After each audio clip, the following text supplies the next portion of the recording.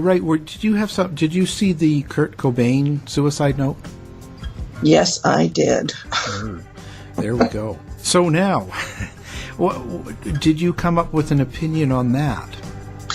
Yes, and you know what happened was about 3 o'clock in the morning, I got a phone call from a private investigator that I had worked with before named Tom Grant. Oh, yeah. And he said that he was, and normally I wouldn't answer the phone at 3 o'clock in the morning, but I had worked with him, and so I recognized his number or something.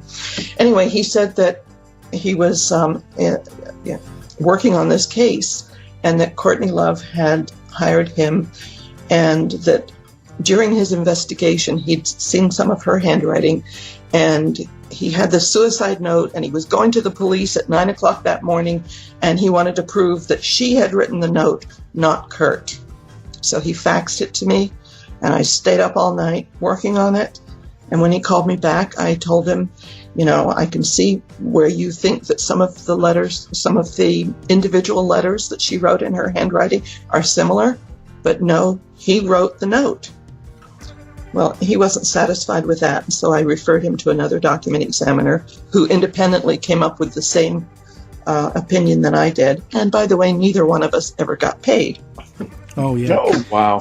And you found something that was against the common beliefs that it was written by his girlfriend at the time. Because there's a lot of conspiracy theories about her involvement in his death. Yeah, I had done some work, with a private investigator named Tom Grant, and on some other unrelated matters. And this middle of the night, I think it was like 3 o'clock in the morning, Tom Grant called me, and he was on the site, and he was telling me about the suicide and the note, and he said, there's some practice notes here, and I believe that Courtney Love must have written it, and I need you to do it right away because I'm going to take it to the police at 9 o'clock this morning. So I stayed up all night doing this analysis. He faxed it to me. And at the end of it, I said, I can understand why you would think that, and there's some similarities, but no, he definitely wrote it. Well, Tom Grant didn't like that, and so he never paid me. And I referred him to somebody else I knew who was a competent analyst. Same thing happened. She gave the same opinion, didn't get paid.